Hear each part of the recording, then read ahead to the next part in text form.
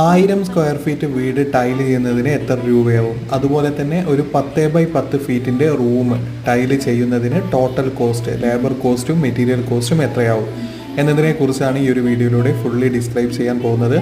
ഇതുപോലത്തെ പ്ലാനും 3D എലിവേഷനും interior ഡിസൈനും ഒക്കെ ഡിസ്ക്രൈബ് ചെയ്യുന്ന വീഡിയോസ് നമ്മുടെ യൂട്യൂബ് ചാനലിൽ ഫുള്ളി ഡിസ്ക്രൈബ് ചെയ്യുന്നുണ്ട്. ലഭിക്കാൻ വേണ്ടി ചാനലൊന്ന് വിസിറ്റ് ചെയ്യുക. അതുപോലെ തന്നെ ഇതുപോലത്തെ ഇൻഫോർമേറ്റീവ് ആയിട്ടുള്ള വീഡിയോ ഡെയിലി നമ്മൾ അപ്ലോഡ് ചെയ്യുന്നുണ്ട്. ലഭിക്കാൻ വേണ്ടി ചാനലൊന്ന് വിസിറ്റ് ചെയ്യുക, സബ്സ്ക്രൈബ് ചെയ്യുക.